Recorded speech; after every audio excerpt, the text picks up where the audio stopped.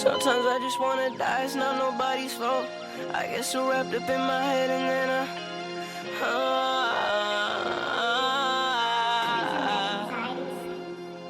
I'm always with you at the worst times. I know I keep on seeing all the worst signs. Last night I stayed up waiting for a text back. Gotta check that. I know I got some vices you don't fuck with, it I'll hold back. Phone on D&D, there's always someone on my line. But really I just want you to reply. I can't wait another minute for a sign. Yo, yo, yo, yo, yo. That was Reply by 𝐓𝐡𝐞. My name is Drew, the owner of 𝐓𝐡𝐞 𝐂𝐲𝐸, a website dedicated to promoting local artists. Welcome to another episode of The Cypher, where myself, Anthony Kannon, and Sheridan Crane get together to discuss a variety of music-related topics, generally about local music, but always covering the major events in the hip-hop or music culture as well, providing listeners with some exclusive or leaked music along the way. As I already mentioned, I have two great co-hosts, one of them being 𝐓𝐡𝐞's well-known faces, Anthony Kannon. Ant, how you doing today? Man, I'm doing great. You know, I woke up, played God of War. You know, it's my day off. I don't got to go to work. I'm feeling good. How you feeling, bro? I'm good, man. I'm chilling. I woke up. I didn't have to go to work, but I had to do a bunch of yard work, so I've been busy today. But, you know, it's all right. And we're also joined by our boy Sheridan. Today is Sheridan's birthday, so a big happy birthday shout out to Sheridan. How you doing, man? It's a little bit different this year for you, I imagine. Yeah, I mean, it's pretty crazy. Thank you, by the way. It's definitely not what I expected to be my 21st birthday, but I'm kind of just taking it as it goes. You know, I'm in Los Angeles, a beautiful place. And so I can't really complain too much. I think there are a lot of people that are going through a lot more right now. I even think of like high school graduates and stuff like that. As much as I think that in the comparison of what other people are going through, like that sucks, bro. You're missing your senior year. You're missing your spring sport. It sucks. So my heart goes out to everybody that's affected by this. But personally, I'm chilling. I'm doing well. I'm getting work done. I'm recording. So yeah, for sure. And there's worse places to spend your 21st birthday. So LA ain't too bad. And as everybody can see by the big screen, if you're watching us on live, we are joined by our first guest. Last week, we previewed his brand new song, Reply, which is also available to stream on SoundCloud now. He's been hard at work on his next project. We're joined by 𝐓𝐡𝐞. How you doing, Saint? Yo, how's everybody doing? Good, man. Chilling. How you been? You've been hearing a lot of feedback on your latest release? Yeah, mainly positive, you know. It's just a really great feeling to be able to release the first kind of track in 2020 where I really felt like I was changing my profile and my view, and like because I know Waves and Sail were still like tracks I dropped in 2020, but kind of like this vibe is kind of what I want to be on, and not a lot of like harder shit, and you know. Yeah, and that was something we were able to tell with the way the growth in your music last week. We definitely had a lot to talk about in that. Yeah, 1000%, bro. How would you describe the difference between tracks like Sail and this one? Like, what's the vibe change that you feel? I think it's cleaner. I've kind of been like, I've grown a lot as an artist. I recorded Sail in September. So that's been in the vault for a while. And I recorded Sail and I recorded Reply in like January. So just the difference, I think it really shows the difference. And as an artist, and I know you know that and you know this is, but like, you're always kind of, the audience is a little behind where you are at all times, just because you can't record stuff and just put it out the same day. So it's like things are in the vault for a little bit and you're still growing and you're still writing. And so, yeah. It almost gets to the point sometimes where and I think you would probably agree, you write a song and then by the time you release it, you don't even like that song anymore. Like by the time it comes out, you're like on a whole other wave. I'm sitting on about 25 to 30 tracks that I recorded, but I recorded them and they just feel outdated to me, whether it was early 2019 or late 2019. Just you switch a vibe, you change a direction, you go for something, and other stuff just doesn't hit the same. Mm-hmm. The crazy thing you got to remember, though, is when somebody else hears it, it's their first time. So you have to take that thought out of your mind, and you just have to take into account about the consumer. And it's a troubling thing for artists. but just make sure that as long as it's quality, to get it out there, because people are waiting on it and they want the content. Yeah, and that's why me as like a blogger or a website, I always try to push artists to send me stuff as soon as I can, because I know how quickly you guys sort of like you fall like you just it falls to the wayside. You're like, okay, maybe this might not be something I'm interested in, and the more that I can get you guys to work with me, I think it almost becomes a process that works out for everybody. And it can be difficult for me at times to get people to send me music, just because it's sort of the same thing. You guys are trying to figure out exactly what you want to do with it, if it's something you're planning on releasing and all that. So, and we'll jump into more about what 𝐸 has down the line and stuff like that here in a little bit. But let's talk about some of the new releases that came out. I don't know if you guys saw Dave Birkin. We talked about his new project last week. He actually dropped a new track this week, Basic. How do you guys feel about that, sort of following up so quickly?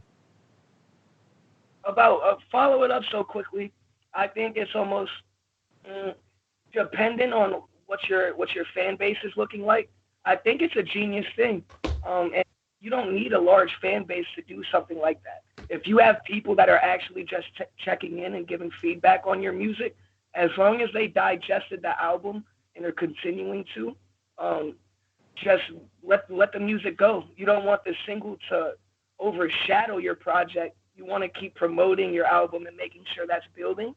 But I don't think that there's anything wrong with necessarily dropping a Lucy right after your project. I think an example of that would be DaBaby, or even an artist like NBA YoungBoy. Completely different areas and vibes, but I think it works very well for them. Their fans seem to be pleased. Personally, I wouldn't do it, or I haven't done it. I would in the future. But it's really just up to the artist. Yeah, I think with Day, I really liked the album. I hadn't listened to it before last episode. I listened to it. Almost all of the songs I at least thought were decent, and there were a couple of songs that I really liked. And I think what made it okay for him to drop this single so soon after was that even though it might have been a throwaway or a Lucy from the album, to me it didn't sound like it. It was actually one of my tracks I enjoyed more than some of the other ones off of the album, and I actually added it to my playlist, so I'm gonna keep listening to it.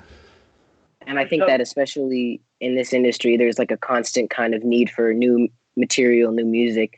So there's something to be said for kind of saturating it. I think an example of that artist is also Gucci Mane. I remember in a couple of years back, he was just dropping albums, dropping tapes and kind of keeping it so every time you open Instagram or Twitter, it was like he was on the top. So like there was always something new to see, always something new to listen to. Absolutely. I also think that if your project doesn't have a specific concept, or if you're not going for the whole conceptual album type deal, then there shouldn't really be a problem with dropping a Lucy after your project.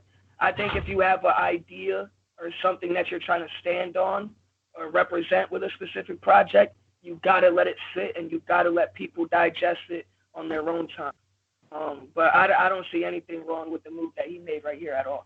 Yeah, and I think especially with everything that's going on, it's really never going to be a bad time right now to drop music. I think no matter what you do, as long as you're thinking about it and using some type of rollout format, then dropping music right now is going to be smart, just because people aren't doing a whole lot, and even major artists aren't dropping a whole lot right now. So it's a really comfortable time to drop music. I would agree with that to a certain extent. Have you seen that streaming numbers are actually down since quarantines and the COVID situation? Yeah, and that makes sense in a way, because it depends on the project, I think, because The Weeknd, he thrived from dropping in this, and obviously that's a major artist dropping in this environment. But I think on the lower scale, like for artists like you guys who are really like almost kind of going door to door, selling yourself on Facebook or Instagram or whatever, that's where people are right now so much that even though streaming numbers in general are down, I think for like underground type artists, it's the perfect time. I would agree.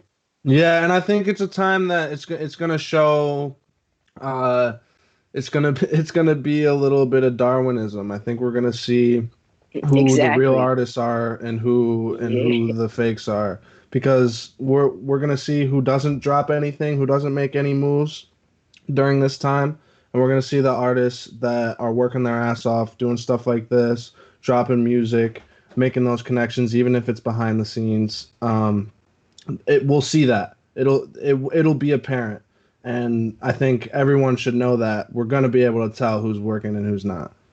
And I think this is a better time than ever to be dropping stuff like a week to week kind of every 2 weeks kind of basis, because people, some people have nothing to do and just sitting at sitting in their living room. Experiment, dude. Find different, make different sounds that you think people might not like. Try it out and see if people like it. And then if they do, run with it. If they don't, scrap it. Who cares? And it's a good time to just like build a relationship with fans too, like because it's so small space and everyone's on Instagram, everyone's on Facebook. Like for example, Matthew Cornwell, he was on Facebook the other night at like 1:00 in the morning, and I think it was really helpful for what he has going on. He only had like 15, 20 people in there at a time, but it was really good to communicate with him, and he was sharing a lot of music that he has coming up, and everyone was there like really communicating and actively engaging in what he was doing. It wasn't like we were just watching him. And it felt like a really fun time for everyone. And I think stuff like that is where artists are really going to shine. I mean, even take Tory Lanez, for example. We're going to talk about his quarantine radio here in a bit, but that has been big for him. I think that will be something that helps his numbers in his new album as well. Yeah, I mean, between these DJ battles, these artists going hit for hit, you also see a lot of people just taking a chance to, like you said, build that relationship with their fans, right? If you're not taking this time to enjoy, like you can't use this as a break from music.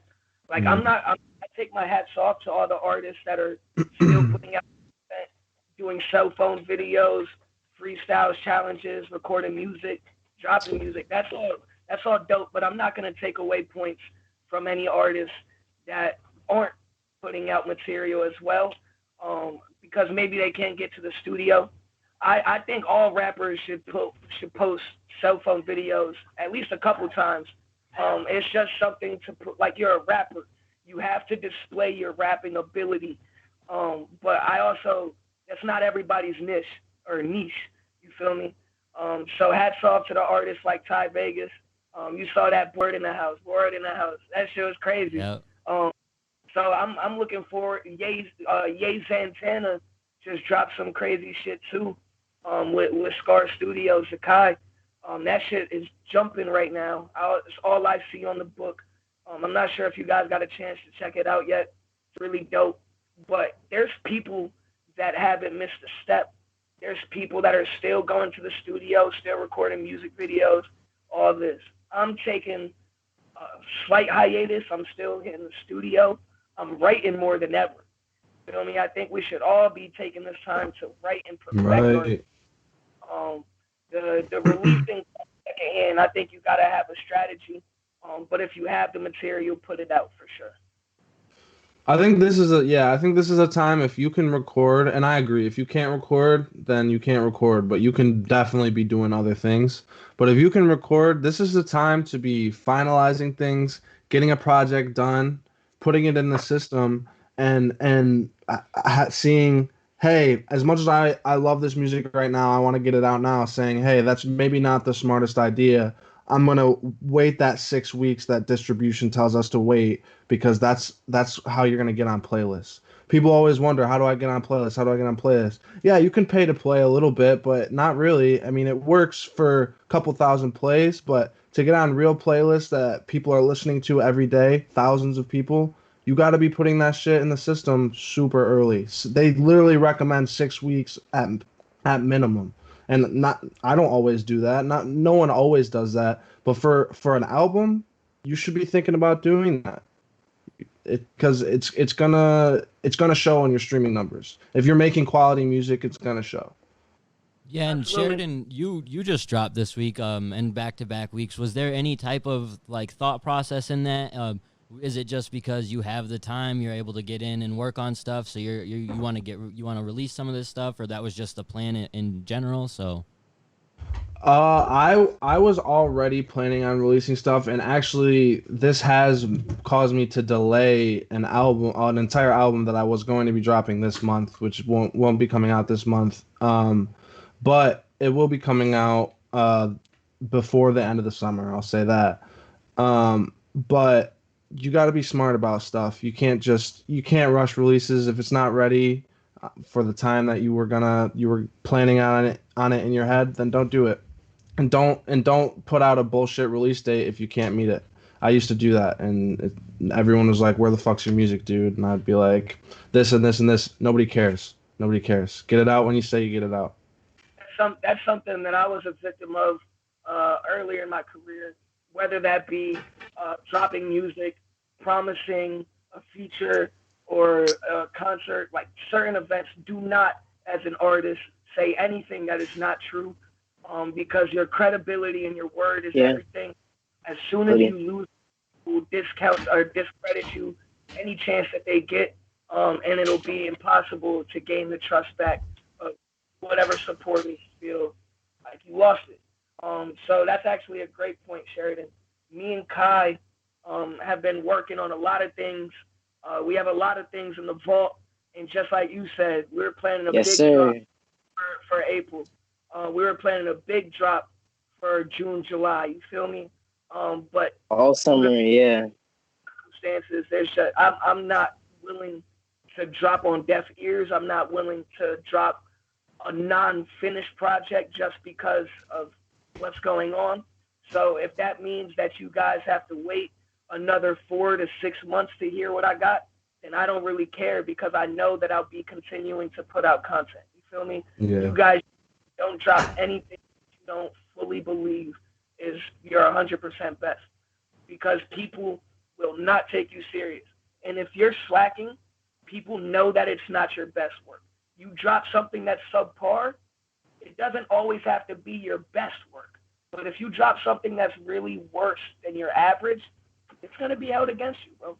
Because we do it with famous artists every I'm a strong believer that every song you put out should be better than the last song you put out. In my opinion, I mean I understand the filler track thing, and there's times where there's exceptions and stuff, but in terms of quality, in terms of like sonics, you should never be putting out a song worse than the last song you put out. Otherwise, you're doing yourself a disservice. Especially as an underground artist, you only get so many like chances. And I know that kind of sounds a little like depressing, but like you only get so many chances to captivate your audience, your town, the people that surround you before, like you said, your credibility is just gone. People will give up on you fast, I think. As much as there are a lot of people who won't, I think it's important to get those people that are casual fans, that aren't serious and aren't going to be pulling for you all the time. As much as those fans are important, what's going to do the big numbers is the casuals as well. I agree. Yeah, and it just like to the point you just made, Sheridan, and what you guys are all kind of talking about, like in terms of creating like credibility is a very important thing. If you do drop, or you say you're going to drop on a certain date and you don't, you only have so many of those chances or opportunities. Like if you do build up that hype and it's not there, you don't deliver, or you do deliver and it's subpar because you were rushing to put something out. That's something I did back when I was making music. I put a date and I was like, I'm going to put this out. And then I had totally slacked on it and put something together in like one night and put it out. And it was probably awful, like just all together in my room. And it was like, I was real young and real stupid anyway, but you only get so many opportunities, even at that young age, to develop that credibility. And it's difficult to overcome something like that. Send that link through when you get the chance. And the different, like overcoming your credibility, that's possible. It's just when you build a relationship with your fans and you do something to hurt that, that's hard to overcome. Yeah, exactly.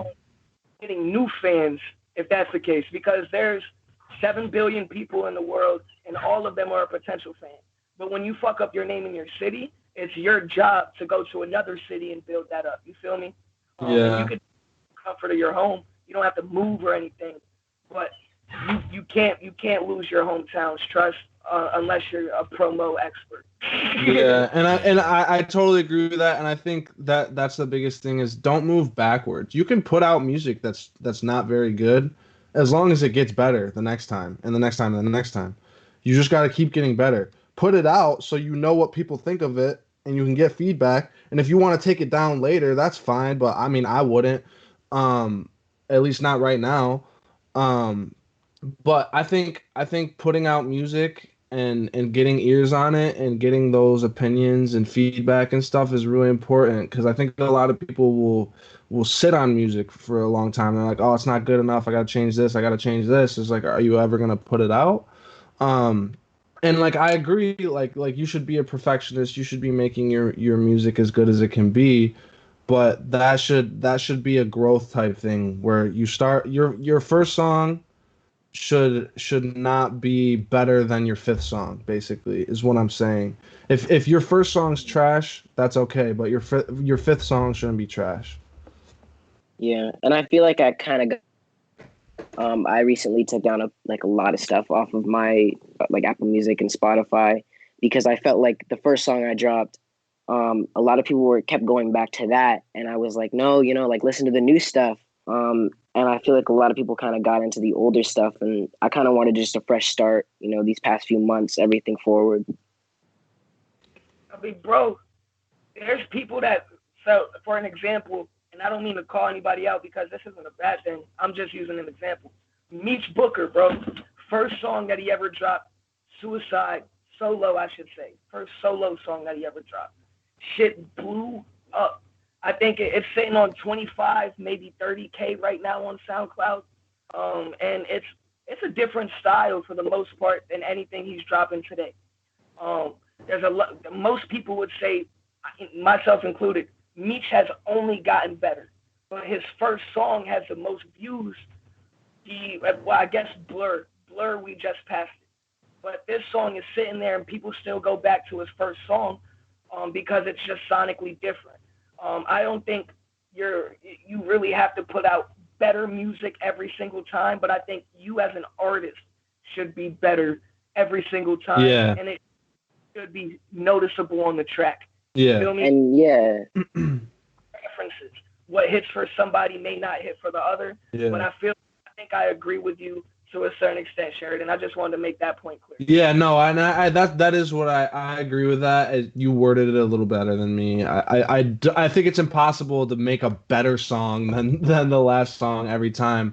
But like he said, it should be clear that you are a better artist every time. and even if that's not, in the music or the production, it should be clear in, the promo, the way you promote it. Obviously, you should be getting better at pushing it every time because you have that much more experience. And I've been trying stuff out, like, I think every artist has their own thing that they try out every drop. And, if it works with your fans or if it doesn't, that's up to you to learn. And so every drop you should be getting better at, pushing that. And Yeah, for sure. We are going to open up our show to questions at the end, but I have a question right here which kind of transitions us onto our next topic pretty well. Jared asked, are we fans of the new Tory Lanez? We're going to talk about the album here in a minute, but he also asked, do you love what's going on, what he's doing on Instagram during the quarantine? So if you don't know, Tory Lanez has been doing an Instagram live series called Quarantine Radio. It's very... He got banned. Yeah, he got banned for it. It's very crazy. It's very wild. What do you guys think about it? I think I saw a clip with Drake. I thought that shit was funny, yeah. Yeah, like all it is promo. I've seen that he's gone live with a bunch of different people as well, giving them a chance to up their accounts, their brand. I fucks with that aspect of it. I'd be lying to you if I told you I checked out a bunch of it. I've seen more highlights than anything, but I have seen countless people on my social medias that are waiting for, or that were waiting for Tory Lanez to go live. Like it was one of the highlights of their day. So I think what he's doing is an example for all artists. You don't have to copy and paste it, but I think the formula that he's doing is one for success. Well, Yeah, I also think it's consistency, just the fact of like, I think that's the biggest thing as an underground artist, as a mainstream artist, it doesn't matter. It's consistency. Yeah, from what I'm hearing, he's doing the right thing. I'd be lying if I said I saw any of this. I've been super like just focused on doing my own stuff lately. I've literally been like more busy than I was before this lockdown, just because I've kind of locked into getting videos done and stuff like that. So I haven't really been that up on the Instagram live stuff. But from what you guys are saying, it sounds like he's doing the right thing. I mean, how would he not be doing the right thing? Drawing attention to yourself is proven to be successful in the industry.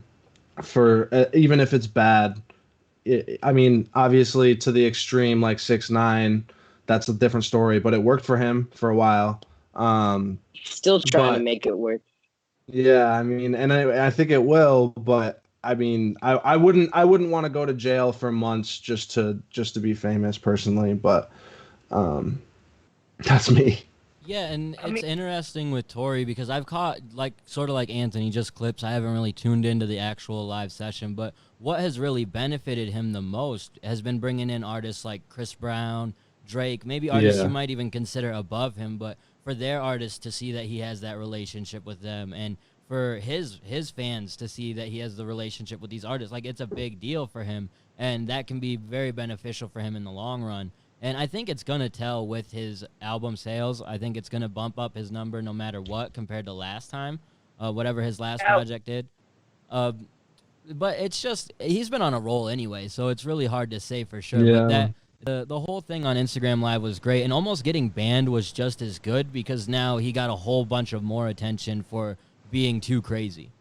What did he almost get banned for? Oh, he's banned for like 2 weeks. He had some girl like eating a giant gummy worm, and she was like sucking on that shit and everything. It was a little crazy, But he got Didn't banned get for banned that? too? She was on his live, so yeah, and like he had a bunch of girls. It was basically just Bro. if there weren't famous She was people just on eating there, a gummy bear. if it wasn't famous people on there, there'd be girls twerking on there the whole time and shit. So it was very entertaining, but it was against the Instagram rules, so I get it. But like you'd have to see the video because this gummy worm video, you're definitely not thinking of it as like it's OD, dude. But I if didn't- there's Hold on. Oh, still viral. I don't understand. Like, if it's not showing genitalia, It's I don't see what's... Because I like I said, I didn't see the video, but I saw a screenshot of the video that went viral, and I don't need to see the video to know that nigga was gonna be banned regardless. Oh, yeah. yo.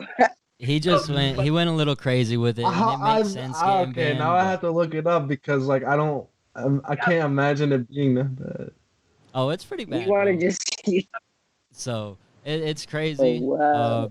And the thing about it is like the owner of Instagram or whatever went on live with whoever runs the Shade Room and basically addressed it and was like, listen, man, you just kind of broke the rules. You can come back when it's all said and done, like, but you're just like anybody else. And it makes sense. Like, it sucks that he got banned for it, but he had people on there doing wild shit. So if you let that slide, eventually people are gonna start going real crazy. So Sidebar, it looks like y'all niggas is all in studios and I'm in a jail cell. I'm not gonna hold you. That's what Yo. I'm doing right now. that's that's just how it works, Ant, sometimes. Oh, bro, I'm watching this shit and it already looks like a porno. Yeah, it's crazy. You were just thinking it was a regular gummy worm. So yeah, he went Wow. wild, and I've never seen a gummy worm like that, bro. yeah, yeah. So it's definitely crazy. Tory Lanez went Nope. wild on Instagram, and Yo! Oh Lord. He saw... yep, bro. See, Yeah. Yeah, now I seen it. Bro, don't even look at the video. yeah. So he went wild. It was crazy. And that's just kind of what people use Instagram for. Our next topic, 6ix9ine. He's kind of using Instagram to get back into the trolling ways. He's already changed his Instagram avatar to him being basically a rat sitting on a mousetrap, For what? eating some cheese. For what? He's trolling. He's going hard. So we talked about it last week, but I mean, I don't know if we thought he would be going into it this heavy already. I just I'm don't think that... disappointed. I don't know. I don't see the point in it because anybody's ready to listen to him again. You know, he's trying too hard. No, Like, why would you capitalize off of that, bro? Like, why would you? So if 6ix9ine dropped at midnight tonight, you're not gonna check it out when you wake up? I've never listened to a 6ix9ine track for it. No, I've never listened to the entire track ever. I am listening to it. I'm not a 6ix9ine supporter or fan, but Is he dropping something tonight? Say, bro, I really do. And Nah. I think the world wants to know what this nigga is gonna say. I think a lot of people don't care. Don't get me wrong. There's a large demographic of people that don't give a fuck, and he could be dead, and they wouldn't lose any sleep. So be it. But there is millions of people that as soon as they see Tekashi drop something, whether it's an interview, a song, a video where he's talking shit, it's keys. I'm checking it out. I'm checking it out, and I'm probably gonna listen to it a couple times. That was gonna be one of my questions to you guys. If he drops something, are you running to check it out? And I think that's kind of the consensus. No matter what else drops that day, that's the first thing I'm listening to, guaranteed. I hear, like, I'm not running to check it out, but I will check it out the day that it's released. No ifs, ands, or buts. Like, I'm genuinely curious to see his perspective, how he goes about this, and how people react to it. I said this last week, but I genuinely think this is going to go down in hip-hop history, however this turns out. It's already one of the biggest things, or one of the biggest spectacles that we've experienced in our lifetimes. I'm just genuinely curious to see how it plays out. And when the Q&A section pops up with the audience, I don't know who's tuning in right now, but I want to hear some 6ix9ine questions if y'all got them. I know they're going to be funny. At most, I'm going to the Genius lyric page. At most. I don't believe you. It won't do it. I don't care what the lyrics are, bro. He's gonna be screaming it. So I'm just curious what the sound's gonna be, honestly, because that's like, especially the way he's going right now. I assume he's just gonna come out and just be spitting in a way that's the same type of shit, trolling. Kind of like within the first 30 seconds, he's gonna say something that just makes you like laugh, but also be like, this fucking guy, like. It could be like, you know, it could be his like first day out track, and it could blow up again, like, you know, because I feel like that's always been a big thing. If he addresses it at all, that's all this is. It's first day out times 100, bro. Like, first day out blew up from somebody that wasn't known, really. That was T Grizzly's like intro to the game. Imagine 6ix9ine doing a first day out with all eyes on him. Yeah. It would be unbelievable, unprecedented. Whether it's ass, whether it's decent, it doesn't really matter. The views and the buzz that it'll cause, it'll be unlike anything we've really ever seen. And it feels very calculated. Like he's thinking this out before he's doing it. Like he had the artwork made before he got out of prison. And he's like commenting in the Shade Room's comment section on something very random from like a week or so ago. And it was about snitching in California or some shit. And he was like, here I come to save the day. And it's like, it's funny. I mean, bro, what else? He can't play hard. He can't play soft. If he plays soft, he's also going to lose fans. But if he plays this comedic troll that he's always been, but changes his narrative a little bit, he had a formula for success. It just wasn't one for longevity. You feel me? That's it.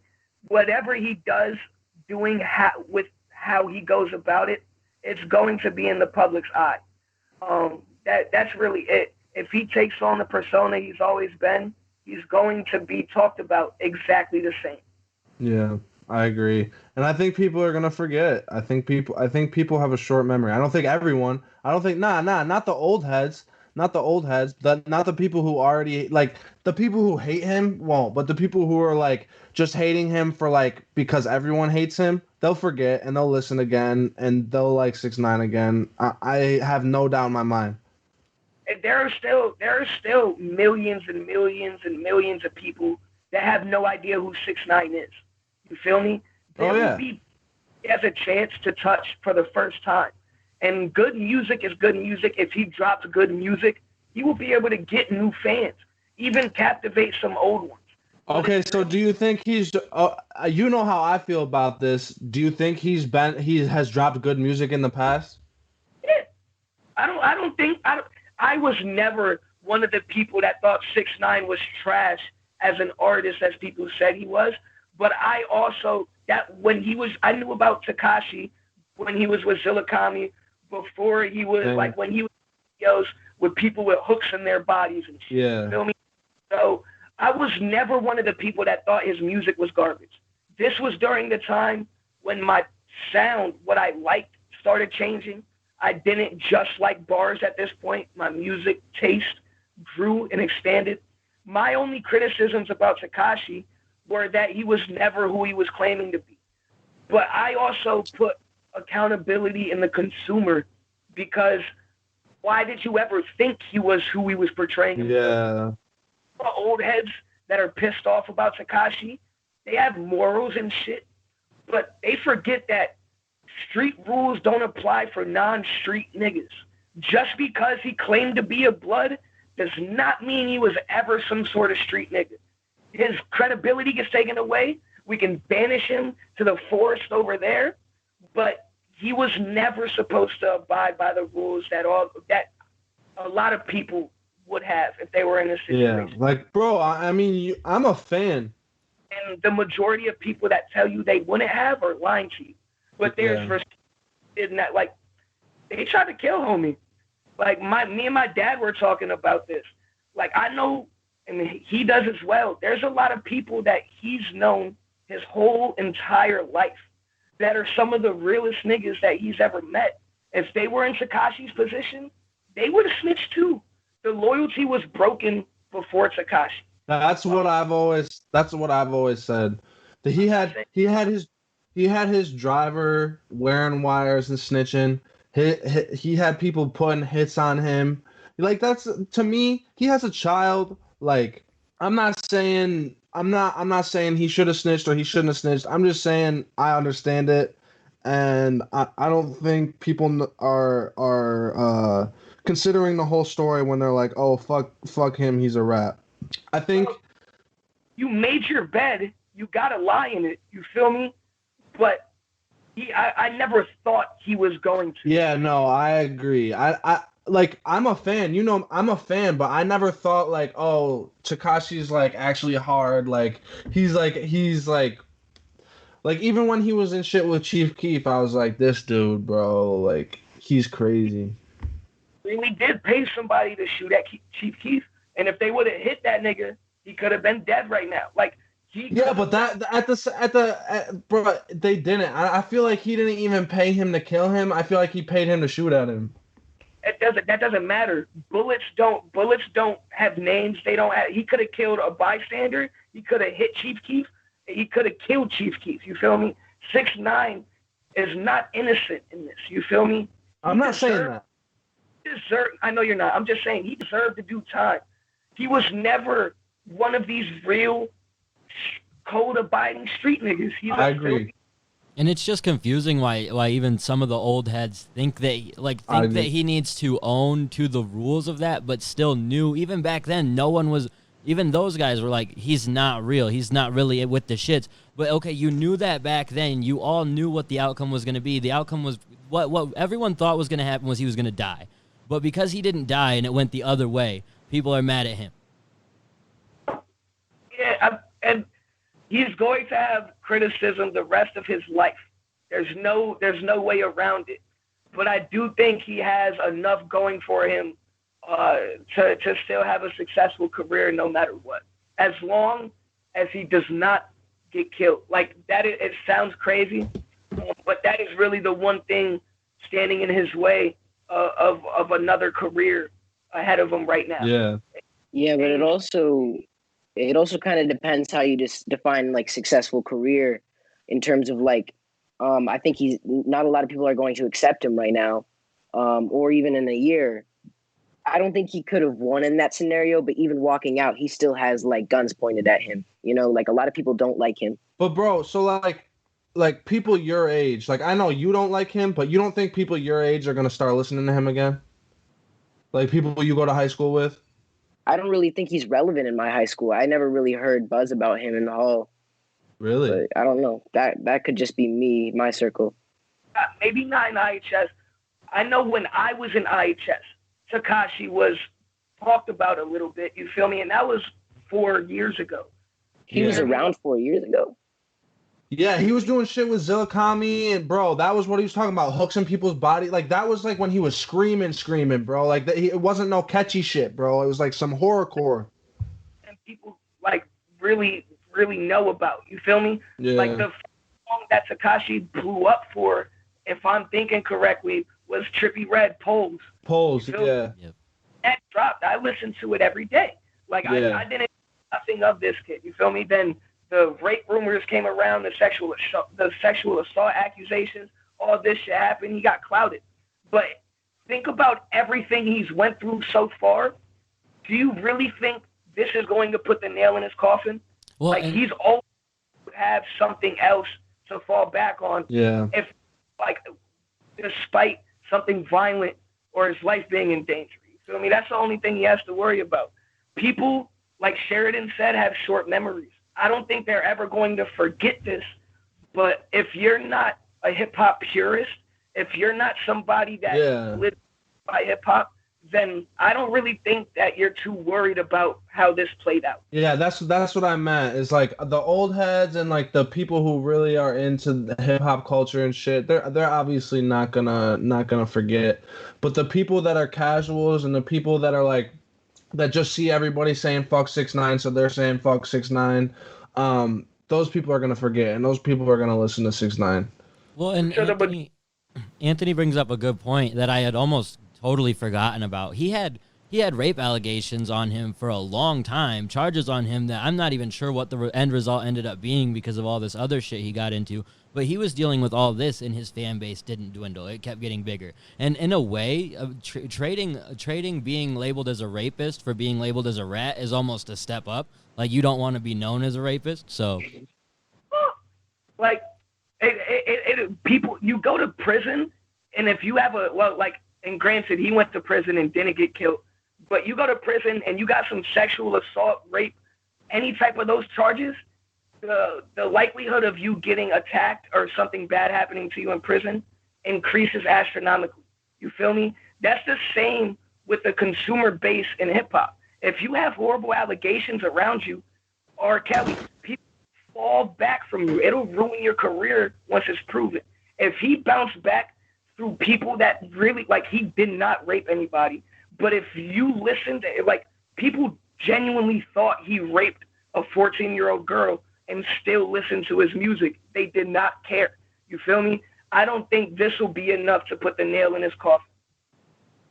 Yeah, and it comes down to whether he has to produce entertaining music in some way, shape, or form. Otherwise, it's not going to matter. If it's not entertaining, if he somehow loses whatever magic he had before where he could sit there and talk all this shit about 10 for 10 or whatever, doing all these hits, if he can't produce that type of music again, it doesn't matter. It's literally irrelevant. He's going to fall to the wayside, and because and he can't just be wild anymore to stay popular. So do you think he's gonna stop, bro? I mean, come on. He's gonna. I mean, I know you probably don't think this, but like, if anyone doesn't think he's not gonna keep making shit at the quality he was before, they're fucking bugging, dude. It was easy for him. He was going in the studio and just saying random shit. Suck on my dick at the sloppy, the toppy, the boppy, the whoppy, the 𝐓𝐡𝐞 𝐂𝐲𝐸. Like, what the fuck is that, bro? What is that? And it was a hit, bro, and I listened to it, bro. Like, what the fuck? Like, some people just be saying whatever on the mic. Like, bro, he can do anything, and people are gonna listen to it. I'm those people. Tell me who gives them the mic, bro. If you're on the mic 2 times, let's say you get 2 chances, you say some whack shit both times. Who gives you the mic the 3rd time? Like, why was he still in the spotlight before all this? Like, why was it was catchy, bro? There's people that think Tekashi never said some not whack shit in his life that will still listen to his music, bro. There are people that think Tekashi is a horrible rapper that will still listen to his music, bro. Like, there are a lot of different factors that go into it. I don't think he's a good rapper. I think he makes good sound. Like, I like the sound of what he makes, so I like it and I listen to it. I don't like him. I think he's funny and I get a kick out of him. He's entertaining, but like I wouldn't hang out with the dude. I just think his music sounds good, so I listen to it. Not all of it. There's some trash shit, but there's also some shit that's just lit, bro. If you're trying to get lit, if you're trying to party, that's just the shit to listen to. Depends on the mood, for sure. No, for sure. It depends on your mood, but yeah. There's a shorty out here that tattooed 6ix9ine's face. You feel me? Like, I have friends that used to go down to the city and be in 6ix9ine's video shoots from Ithaca. Like, I'm not going to say he used to come to Ithaca and shit, but he does have some ties to upstate New York. You feel me? Like, I know there's people out here still that were kind of, like, cool with 6ix9ine's people that I'm sure will still fuck with him. Like, it's funny. Like, I don't know without the blood support where his career will go, what type of direction it'll be. But depending on your definition of success, that nigga will be it. You feel me? Well, and the weird thing is he kind of gave you this, like, as someone who doesn't live in the streets or who doesn't come from that type of lifestyle. It was like a virtual reality where his music, you knew he wasn't really about that life either, but he was speaking on it, and he was speaking so emphatically, I guess you would say, that you kind of got drawn into that for 5 minutes at a time or whatever. And he can't really maintain that same type of content in the gang type of speech and that type of shit. So what, like, I don't know what he can possibly talk about to maintain that same level of music. I bet you that nigga comes out with some hard shit. I bet you. I don't know if it'll be what he comes out with first, but if you think he's done screaming on a track and saying reckless shit, no, he's not. I think his biggest demographic is still the Spanish music. Like I said last week, he has a lot of potential in that. It's not something that I listen to, but Spanish people support their people. I know that their numbers are very good. That's why a lot of Spanish American artists dabble in that market. You feel me? Because if you have both, and if you have an international fan base, your numbers increase significantly. I think he's going to be able to put out some slightly introspective shit. I think he's going to put out some singing shit. I think he's going to put out some Spanish shit. He's going to do everything. Done making music. He's going to make music, and I would not be surprised if it's better music than before. I really wouldn't. Like, he only is going to grow as an artist. He has more perspective now, too. Yeah. I mean, he has to have good music. Before, he could rely on his antics and drop a song that was subpar as long as it slapped. You feel me? Now, people are going to worry about his music. And I think that's where he's going to sink or swim. But I do think he's going to put out better music now than he did before. It just won't hit the same. Yeah, it's kind of something we're going to have to wait and see on in terms of what he produces in music outside of just trolling on the internet. These have kind of been fun subjects. The last subject in the mainstream news that we want to talk about is a lot more serious. Fred the Godson apparently has coronavirus, or he's been diagnosed with coronavirus.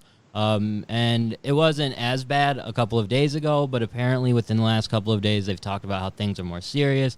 He's in critical condition. The one bright side, his wife was told that he might not or probably won't make it, but then after that, they were seeing positive signs. So there could be a bright side to it, but there's so much up in the air, and it's just so unfortunate with what's going on with coronavirus that it how it impacts everybody, including artists. Right. Yeah. Go ahead, Ant. You know more about him than I do, so. I've been listening to Fred the Godson for closer to a decade than not. You feel me? Like probably 7 or 8 years. Shout out Chirp. He's got a track with Fred the Godson. He's a legend.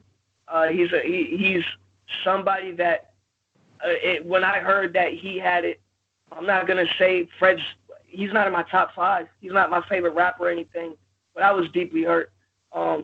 Knowing he's overweight, and that leads to high blood pressure.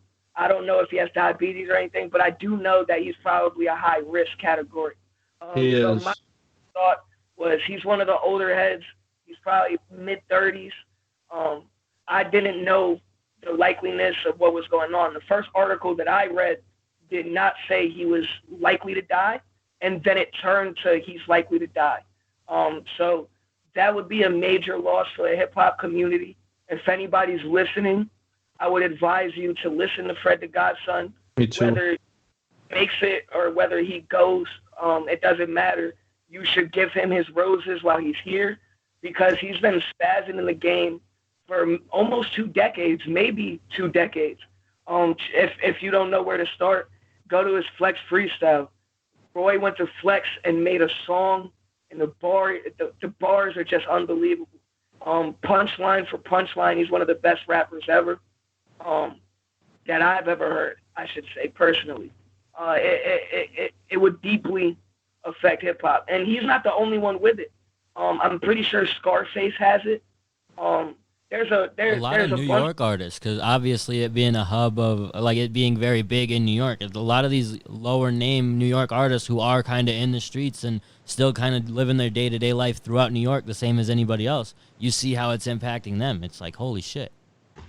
And it's sad because there's a lot of people that shit doesn't get real to them until a celebrity gets it, until somebody that's famous gets it. But this shit was real a month ago. You feel me? Like, people are just now waking up. Like, when Tom Hanks got it, Idris Elba got it, KD, people are like, oh, shit, this is different. You feel me? But it shouldn't take that for you to realize to get your shit together. I'm not going to sit on the COVID topic. I'm going to just keep it to Fred the Godson. Just listen to homie. I agree. He's dope. Find something that you like, especially you, Sheridan. Like his witty appeal. I've only heard some of him, so I do want to. Just when he got sick, I probably heard him like once or twice before, but when he got sick, people were talking about it. I listened to a couple songs, a couple of his top songs. He's dope, but I want to check him out more for sure. But even though we don't want to talk about the coronavirus too much, stop throwing parties. I see y'all on Facebook still throwing parties, bro. That is. There's so much no like words, that type of bro. shit still I got no going on, words for y'all. And what part is stay inside, yo? Y'all are stupid, bro. If you're throwing parties, you are certified stupid. yeah, especially where it's so like openly known. I mean, I can't tell if you don't read the news, you just don't believe it. Y'all throw y'all parties. Go do whatever you do. I will not be hanging out with your ass for the next 12 months. You're going to have to get a fucking radioactive bath before I hang out with you. You feel me? Nah. You got it wrong, bro. Look, you can throw your parties, but just as long as you play some St. Kid. Nah. Forget that. Nah, bro. As much as I would say that, like, it's the old people that are gonna suffer, and like as much as I say like fuck the boomers, yeah, like it's about the community. I don't there are good old people out there, plenty of good old people out there, so no need to go taking them out like that, bro. Not cool. Look, no one ever said when people tell you to stay inside and like do this to keep. It was never about you as an individual. It was about the protection of the community. Yeah, it's about not spreading it. It's about not spreading it. And it's also about hospitals. It's about flattening the curve. It's about, I hope I didn't just use my platform irresponsibly. No, you did it. You did it. I was just, bro, you were fucking. Large gatherings right now. I see a lot of my friends doing it, especially in the hip hop community. And I'm just like you said, bro. There's no words for it. It's respect and at its finest. It's just not caring about your community. Even if none of the people have it, it's just the idea of you think that what you're doing is more important than the whole world. You feel me? Like, bro, you kill one of my grandparents, I'm coming for one of you motherfuckers, bro. I swear to God, like I'm anyone. If any of my family gets sick, bro, I'm coming for everybody who's been going to parties at this time. One after one, Liam Neeson, your shit, bro. Like, it's just unreal how people can take something like this not serious at this point when all the numbers and the statistics are there. All you have to do is look for them. Bro, it's because it's the 5G. Anthony knows. Ant's been battling the 5G warriors all week. So. I don't know what's happening with that. Can someone fill me in? Nah. This ain't the place for the 5G. Happening, bro. Yeah. What's happening is a bunch of people with tinfoil hats are saying that 5G is the real cause of the coronavirus. These 5G towers are what is making everyone sick, bro. Yeah, and on that note, let's go ahead and open up with Well, let's jump into the music. That's what we're here for. Yeah. We're here to talk about the local Right, music, not the let's just turn this coronavirus, political. not all the parties. I'm gonna go ahead and play a snippet of a track from an artist named Nash. I had actually never heard of him before this week, so here that is for you. Oh wait, hold on. There we go. Yeah. Let's get it.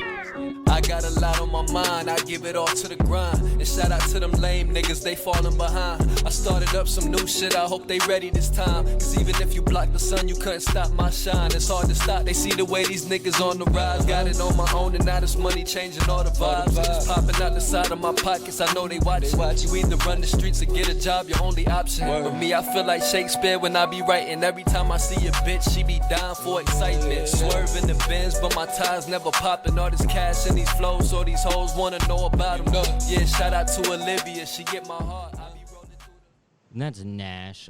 Give It All by Who's Nash that? off of his latest project. He's a Syracuse artist. I know. I'm pretty Download sure, like I said, you him, guys are man. unfamiliar of him because I Going on a totally never playlist. heard of him until this week. That was fire, bro. I'm downloading that right now. Yeah, Yeah, me like- too. I'm crazy. I know a lot of Syracuse artists. I might know him by his real name. I might be friends with him on Facebook. I might have chopped him up with him before, but I do not know an artist of the name of Nash. And I will be looking him up after this. I want to hear what the rest of that sounds like. Boy's a problem. I'm glad to hear Syracuse continuing the name. Represent. Yeah, exactly. Syracuse has always been crazy, you know. Like I know a lot of great artists coming out of Syracuse. That's been a thing. What was that song called again? Give It All. Give It All. If you search Nash 315 on SoundCloud, you should be able to find him. He is someone who just reached out to me on Oh, it's on Instagram the other day. SoundCloud. I hadn't really heard of him before, and he sent me that, and I was like, yeah, dude, I'll check it out. And within like probably the same as you guys, 30 seconds of just, and there's actually like a pretty decent intro to that song, probably 20 seconds that I chopped off. But it's like there's no music, it's just the introduction. But it's a cool it's a cool introduction to this artist. Like it's a 4-track project, really dope. He did a really good job, and like it's cool to hear something like. It's nice when you hear something new from someone local that you haven't heard of, and you're like, "Oh, this is dope," because that's kind of what Facts. got me into this shit. He needs to get that on streaming services if that's sample free and he has the rights to it, because I would download that. Like, I mean, I have SoundCloud too, obviously, but I don't really be going on it much anymore. So, artists, get your shit on streaming services, because that shit was fire, bro. I would listen to that. Hmm. Yeah. Yeah, I just think that like another thing about like, you know, upstate and a lot of that is that it's been just pivotal in everybody's growth. I think that I'm extremely honored to be part of this community because everybody just is so positive. The unity vibe is just something else, man. Like, I don't know. I wouldn't ask for anything else, really. Yeah, and that's kind of my favorite part of all this is bringing people together. My favorite thing of Upstate Aesthetic is seeing two artists I never really knew to work with each other before come together through Upstate or whatever, Upstate Aesthetic, because that's the coolest thing to me. Seeing two artists from two totally different towns, had no idea about each other, and now they're making music together, like Sheridan and Corey. Like, that's the cool shit to me. Yeah. It's a beautiful thing, my man. It's a beautiful thing that you're doing. Just like we always say, but shout out 607 Sound as well, because I've gotten put on to countless artists through you guys, ones that I'm definitely willing to work with and would even reach out to specifically to work with. I would be fans of them, and it wouldn't be known without people like you, because unfortunately 𝐓𝐴𝐿 and the Source don't give people chances when they're on the levels that we are. So you guys are truly doing your due diligence. And I think the most beautiful part about it, in my opinion, is that he reached out to you. Artists enough don't take the time, or whether it be a lack of confidence, they don't think that they need it, whatever it is, reach out to the sources. For every 20 people that I hit up, I'm lucky if one hits me back. You know, like, you got to take these shots. You got to reach out to the people. You're never going to get your shit anywhere without that. That man just got 3 new fans, and whoever's watching, if you like that, check on me out. Like that, bro. Just because he reached out, you can never downplay the success of reaching out to these sources and the platform that they have to share your music. there's any artist watching. Yeah, and I almost like it's almost better when it's an artist that we may not know about or something like that, because that's kind of a whole new fan base to then work with, to then to update people with, to tell them about different artists. It's very cool when I don't know them, because that means there's probably quite a few people who do know them that I haven't been able to reach out to or connect with. And so that's how you expand as an artist too. Working with these artists you've never heard of or never worked with before, you then have a whole new set of fans that have never heard of you that will now check for you. Absolutely. He just got, I don't know if he has any 𝐓𝐡𝐞 fans yet, but he does now. Yeah, facts. Yeah, I'm about to put. If I'm gonna listen to more of his shit, and if I like more of it, I'm gonna be putting my friends on too, because I really liked that excerpt you played. What's next on the agenda? We got up next is 𝐵𝐷 Need No One. He's relatively new to dropping music. He dropped a couple things with Deke Trey and Dami LaFleur a couple months back, but this is his first track he's dropped by himself. Is that the collab project? Yeah. So this is one of those guys. Fucking crazy. That shit was dope. Shout out. Want the money now. Want the money now. Did you make this? Yeah, I'm different now. Yeah, I'm different now. Lord, 2020, I'm different. I want the money now. On the road to the riches, they wanna love me now. Bitches saying they love me, they gotta cut it out. I don't need no one. Swear to God, I don't need no one. I don't need no one. Swear to God, I don't need no one. I don't need no one. 2020, I'm different. I want the money now. On the road to the riches, they wanna love me now. And that's Need No One by 𝐵𝐷. He's someone that I actually worked with a couple years ago when I did live in New York. His brother was one of my close friends, so I've known about him for a while. Never really known him to, well, I knew he rapped, but he didn't really actually put together the music at the time. So it's cool to see him actually producing some stuff and working on it. What do you guys think? Man, shout out Dami LaFleur. That's the homie. I've never met him, but I got a large respect for him. He's a very talented artist, and from what I know, he's put in a lot of moves behind the scenes. So big props to him. That's how I got put on to 𝐵𝐷, right? That's what the name was. He's a beast. The collab project that they put together was really well constructed. Sonically, it was great. They all did their own thing. It's really interesting to hear how he sounds by himself. That type of vibe, you could have snuck that into a Spotify playlist and with a bunch of mainstream artists, and you probably wouldn't have known the difference. That would not have been the standout song. You feel me? I'm gonna hit up 𝐵𝐷 for a hook.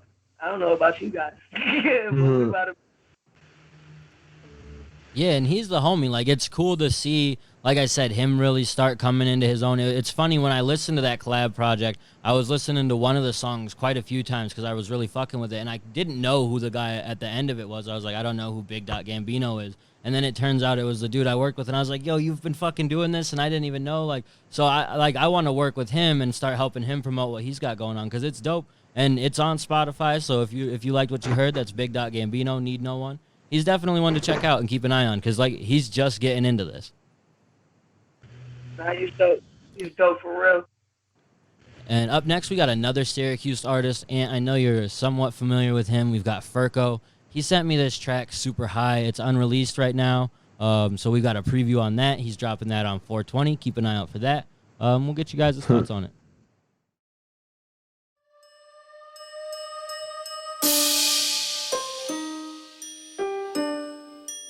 I feel super high.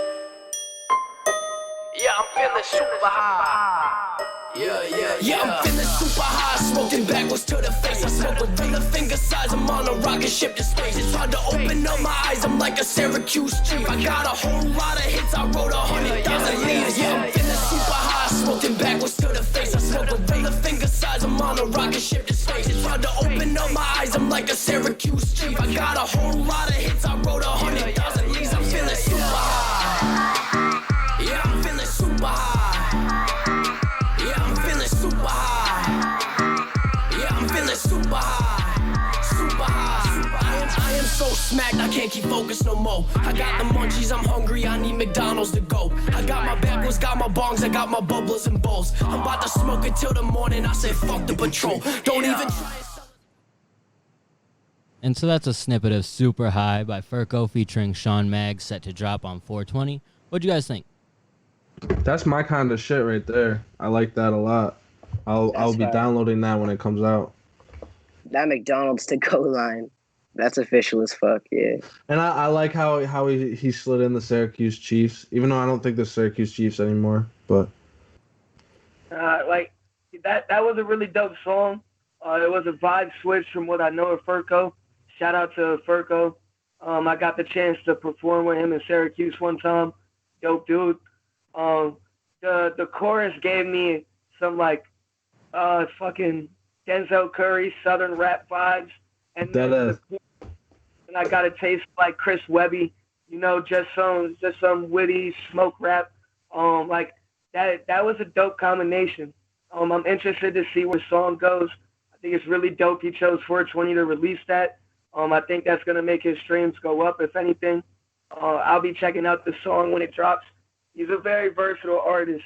He does a lot of different things. So I'm very surprised to hear that pop. Yeah, that was cool. He's definitely versatile. Like I've been checking him out for a while now, and he definitely does a little bit more on the pop side on majorly. But I haven't heard him before. I've never heard him. He's mostly pop. If well, speaking from an outsider, I don't know him like that. So maybe he might see this and be like, "Fuck you," and from what I saw and what I saw him perform, it's poppy hip hop. You feel me? But then again, he just dropped a "What's Poppin" freestyle on Facebook, and he was rapping. He was rapping. So that's when the versatility comes in. That was clearly a smoking banger. He did the "What's Poppin" with the bars. I know him on the pop side. He can sing. He can play instruments. He records. He runs a studio in Syracuse, to my knowledge. So he's a jack of all trades, if anything. We support each other. He's a dope dude. 𝐓𝐡 Kid, I could see you fucking with him. And Sheridan, if you guys did a collab with each other, it would be really dope. It'd be really dope. I want to check him out. I definitely would. I want to start working with more local artists in general, just because I feel like it's kind of just more of a thing of me not knowing them and them not knowing me.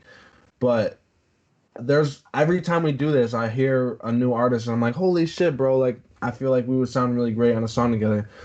Also, I'm gonna call out 𝐓𝐡 Kid for not sending me an open because I've been waiting for I don't know how long now. Oh, what? I was supposed to send you a open? Bro, this was like a month ago.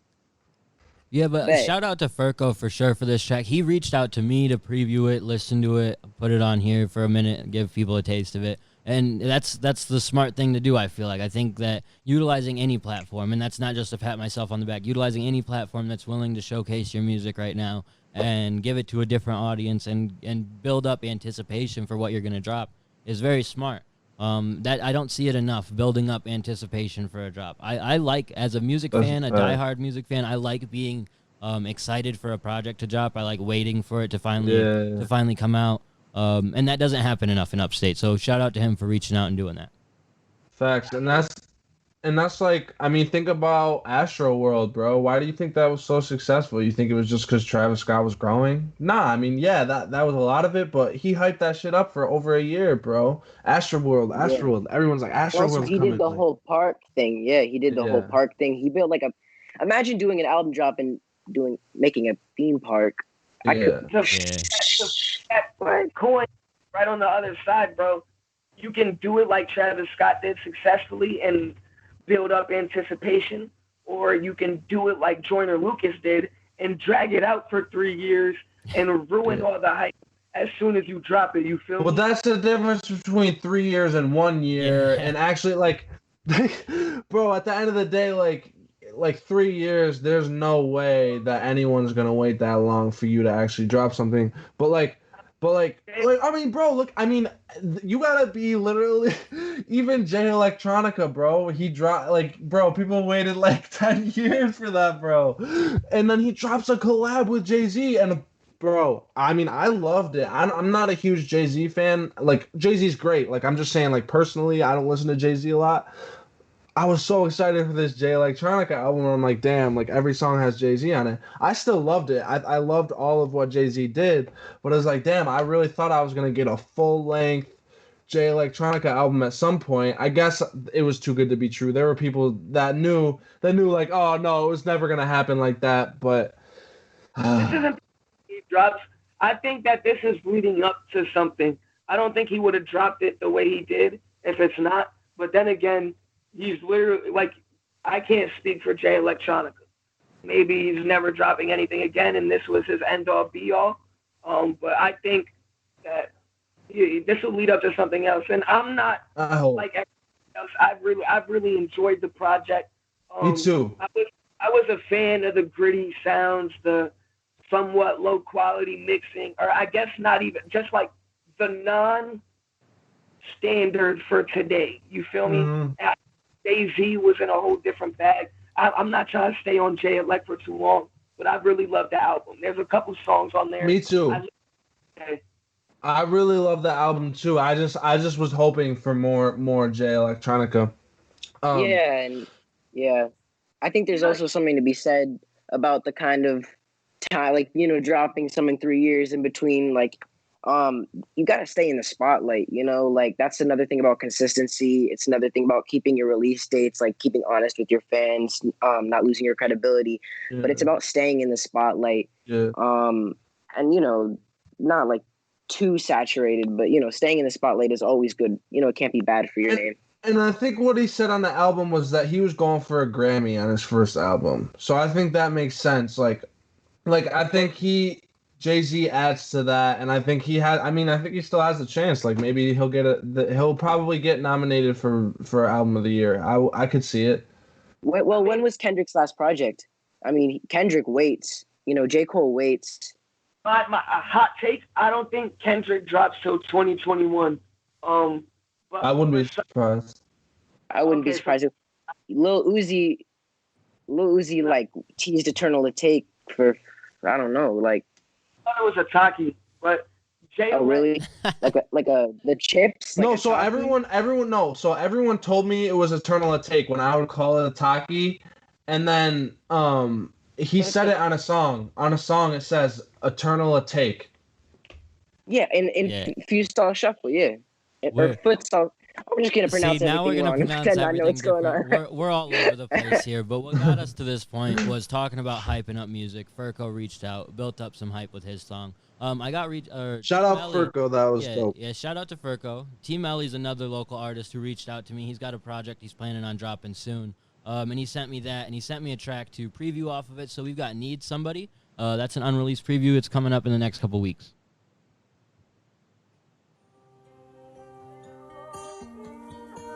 Sometimes I need somebody I can talk to. Sometimes I need somebody I can run to.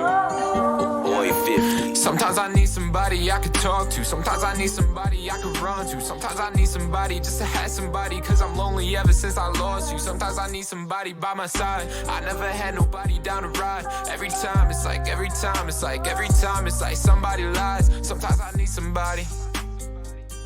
Yeah. Sometimes I need somebody. Cause everyone needs somebody. And that's a preview of Need Somebody off of 𝐸's upcoming project. This was really dope. I haven't heard a whole lot from him before this. But when he sent me this, I had to let him know. I was like, dude, this is dope. This is some shit I'm excited for. So yeah, me too, bro. Like that shit is fire. And so we're in an engagement group with him that Anthony started. Shout out Anthony for that. And he said into the group, he was like, yo, like this if you guys want to open. And so, I mean, I don't know who else liked it. I liked it, and he messaged me, and he was like, yo, like I'm gonna hit your email with some opens and see what you like. And I still trust he's gonna do that, but I'm now like hearing that, I'm excited, bro. Like I really wanted to do that, bro, because that was pretty fire. Bro.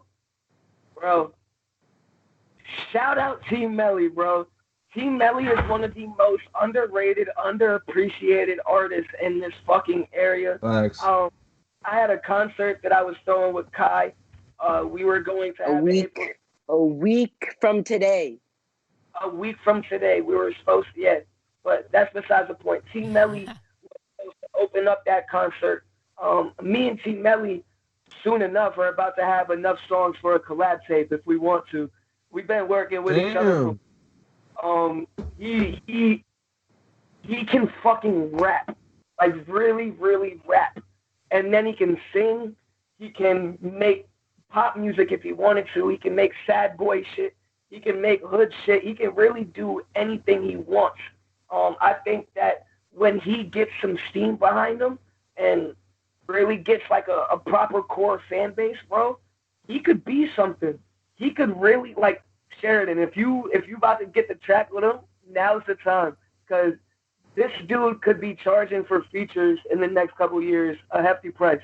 To my knowledge, he runs a studio as well, just like 𝐓𝐡𝐞 𝐂𝐲. It would be up and running and charging right now if COVID wasn't going down. So I think he's in control of his own sound. He can do a lot of different things. And I want him to know, shouts out to you, bro. I've been following you for a while, and just keep grinding because you got a good future ahead of you.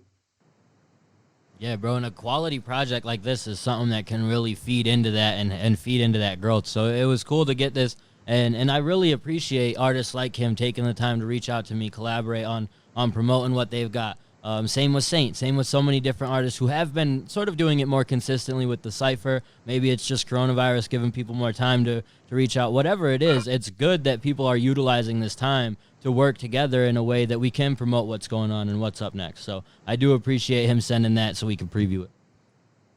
Absolutely. This next track is one I actually saw Ant share on Facebook like a week or two ago. I heard it and really wanted to talk about it. I wasn't sure if he was from upstate. He reached out to me actually recently too, so I figured we'd give it a play. It's John Fall, Wake Up.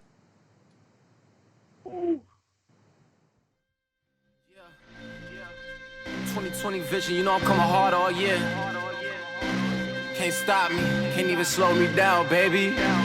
Yeah, I feel like the man when I wake up. I'm running these bands and this cake up. If your hoe wanna fuck, then I'm rolling up. And she finna get smoked like I ate fuck. Have her cooking the shrimp and the steak up. I've been raising the bar and the stakes up. I've been letting them know how I'm ready to go. And if you ain't the bro, then it stays up. When the fall come, they get raked up. Oh, this drip, I gotta fill a lake up. How I'm putting it down, all these niggas gon' drown when the wave come around with they face up. I'm on point like a fade and the tape up. Niggas get out of line and get shaped up. Too much shit on my mind to be wasting my time, bitch, I gotta go grind, get my weight up. Then I hop out the bed for the paper. Put food on the table like waiters, I gotta go get it, this shit on my haters. Gotta stick with the laser, that's major. I've been listening to days of the pager. Give her something to taste and it's savor. It ain't nothing to hit, have a suck in my ball in my dish and she loving the flavor. I'm daddy like Vader, 7 o'clock in the morning and I'm up ready for profit. Trying to make a deposit in pocket. Yo, that's Wake Up funny. From John Fall. He said I'm that. daddy like Vader. What? The video's hard too. Yeah, I think I saw this. Yeah.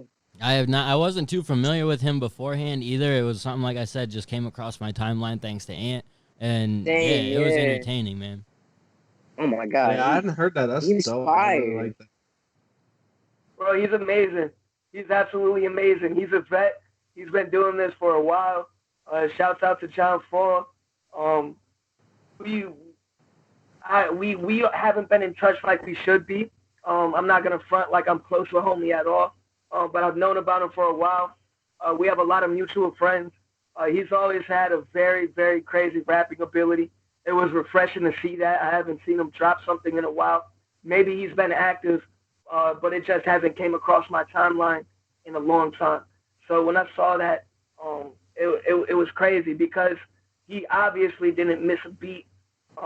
Son was better than ever. Like the quality on that track, the flow, the bars, it was easy for him. And I suggest you guys listen to the whole track because check out the video, Exactly. The video's out now. I think it's around 3 minutes long. Like, he goes for a while. And it doesn't let up. He does not let up steam. If anything, he picks up throughout the track.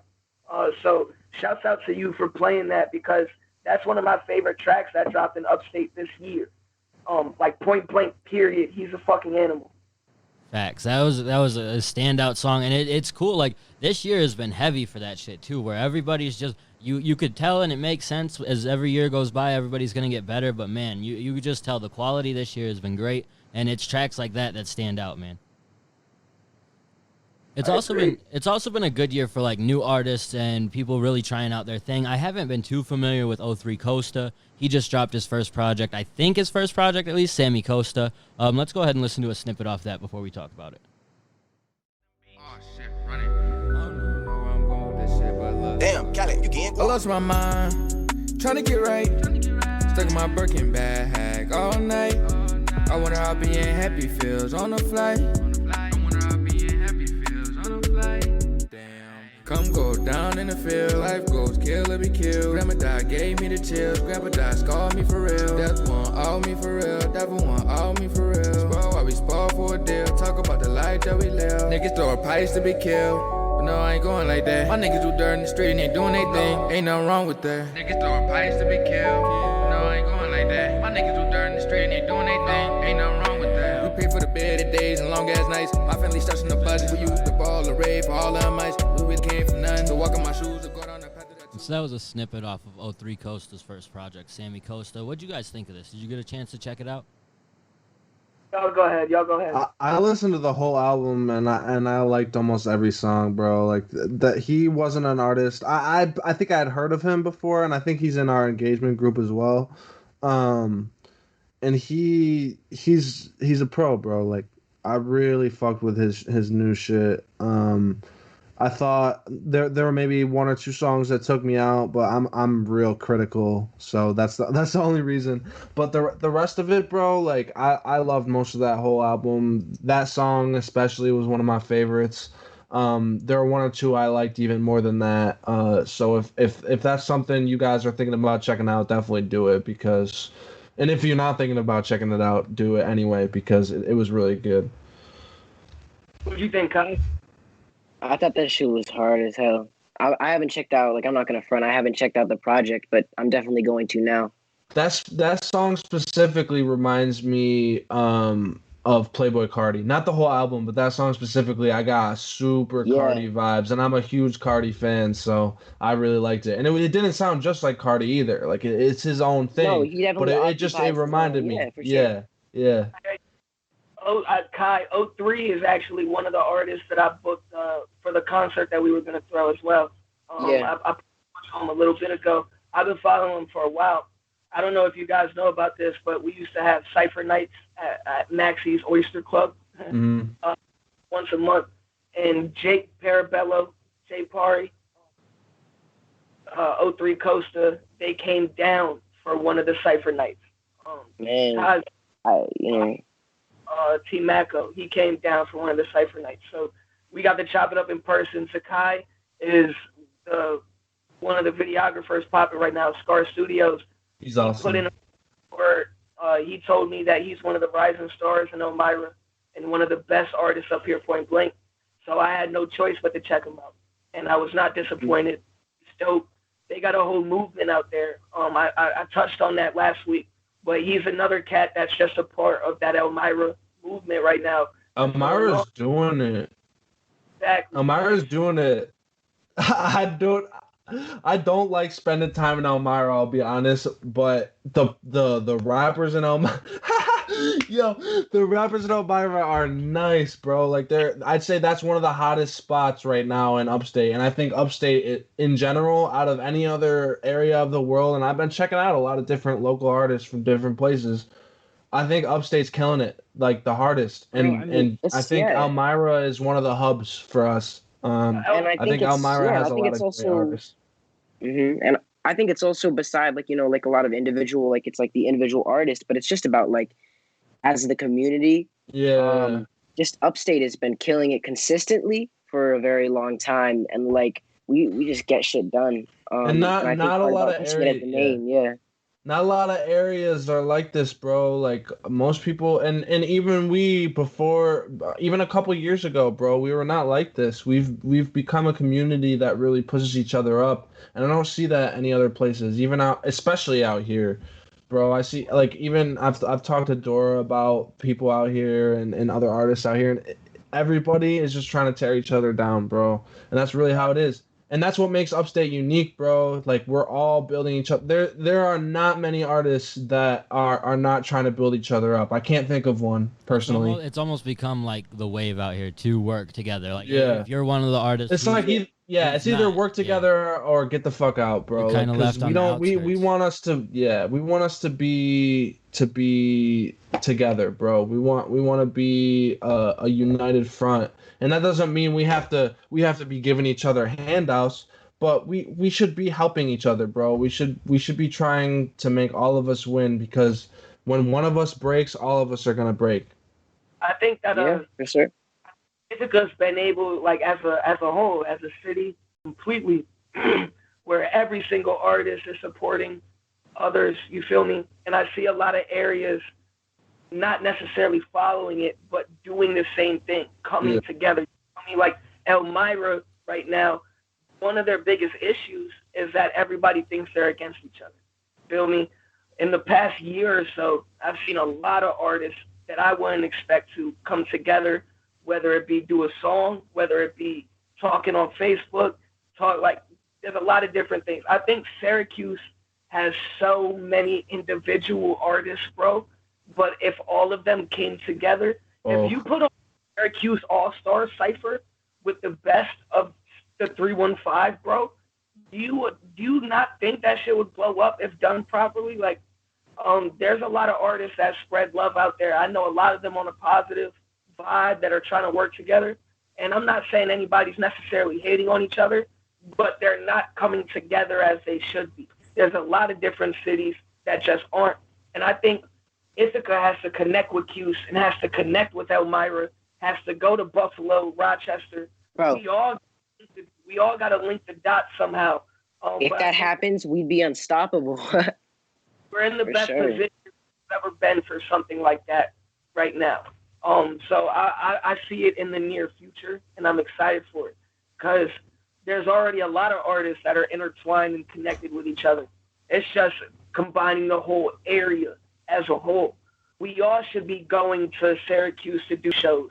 We all should be going to 𝐓𝐴. Right. All be coming to Ithaca. You feel me? Like that's how this shit would work. We need to exchange information, all that. But that's shit behind the scenes that a lot of artists just simply don't do.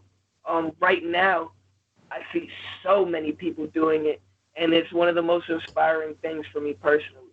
So shout out to all the artists that are coming together right now and making this movement possible, because without y'all, this shit ain't working. Exactly, and that's exactly it. It's just coming together, and I think it's taking some of the other areas more time to catch up, but you see it with 𝐓𝐴 now, where they're starting to work together. Some Syracuse artists, and there is something of that building up in Syracuse, and there has been for a while, where these guys have been like working together to put on these smaller shows and stuff like that as a group of artists, which has helped that scene as well. So it's just it's dependent on how much all the artists work together, and it's not just social media presence and sharing each other's stuff. It is like putting out tracks together, doing shows together, stuff like that, and doing them in other places. Not just the people you're comfortable with in Ithaca, but maybe reaching out to someone like Nash that we listened to earlier from Syracuse and getting into that scene, and like working with artists that you're not super familiar with, because then you have a whole new fan base, or at least you should, to connect with. Absolutely, bro. Absolutely. Yeah. So shout out to 𝐓𝐶 𝐶, Sammy Costa, great project. You can catch that on all streaming platforms. Another project you can catch on all streaming platforms. This one had some hype for it. We talked about it earlier. Tory Lanez dropped his new project, The New Toronto 3. I really liked this. There was some stuff I didn't love about it, but what'd you guys think? I did not check it out. I'm not gonna front you. I listened to it twice last night, bro. I think Tory Lanez is a very underappreciated figure in hip hop. I think that he can do it all. I think he's a better rapper than he gets credit for, and I think he's a better singer than he gets credit for. This project wasn't anything fucking crazy. It was really it was very good. It's not like it's the best of his career, but I enjoyed it very much. I had to check it out a second time. A couple songs that, of course, weren't my cup of tea, but as a whole, I enjoyed it. I like when Tory gets on his rapping shit, for real. and it's not like he did some anything crazy lyrical, but he ate a couple tracks. That aggressive, fast flow that he hit sometimes. I've been fucking with Tory since he was battle rapping in Canada. You feel me? So it's good to see him go to his roots sometimes. Yeah, if y'all fuck with it, I'm gonna check it out. Yeah, I think it was really dope. I mean, I'm like, Tory is one of my favorite modern artists for sure. I definitely wouldn't say I was disappointed by this project. I liked it a lot. I most of the tracks will be in rotation for at least a week, and that's saying something for me. I think that he's doing the right thing for himself right now. Personally, I'd like to see him get in his bag a little more, like he did on Memories Don't Die. Like really talk some shit. And I like the two ways I like Tory are when he's getting super deep, like he does on that track with 50 Cent, or telling stories, like really rapping, like Anthony says, or when he's really soft, like Chicks Tape was actually a disappointment for me. Just like I bumped Chicks Tape, but I feel like he can do better than that.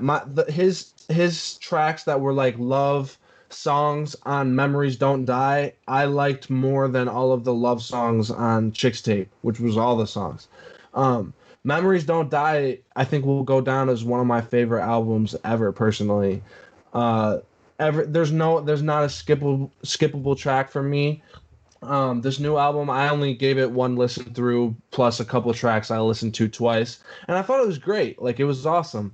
But I think that he can do better, and I think it's apparent on it that he can do better. Like, not that like he was lazy on tracks, maybe on some lines he was, or maybe some verses were a little lazy. But overall, I think he did a great job. I just think in terms of creativity and bringing on his own sound and his own perspective, he didn't do that as much as I heard on Memories Don't Die. And I don't want to say that was a bad thing. I think he chose the right lane here for what he's going for. But I'm hoping on the next album, or even the album after, he goes back to some of that pain music and some of that love music. I don't know. Memories Don't Die for me was a perfect album. I think if he were to go, but I don't want another Memories Don't Die, but if he were to get in that similar mindset, that would be something most enjoyable for me from him. Yeah, I think that I liked Chicks Tape quite a bit when it dropped. I thought that it was I liked what he did with it, because it was very different, and obviously, like, it wasn't something that I think he was planning on making a lot of money off of, especially with all the samples he had on it. That was sort of like for the love of the art type thing. Something you could tell an artist has been trying to or wanting to do for some time now. So when he dropped that, I really liked it. This project I liked, and I was almost anticipating it just because there hasn't been anything to get excited for in a while, and I'm a Tory fan, so I was getting hyped for this. And when I put it on, I enjoyed it, but there was just some tracks where he had some really lazy lyricism, I feel like.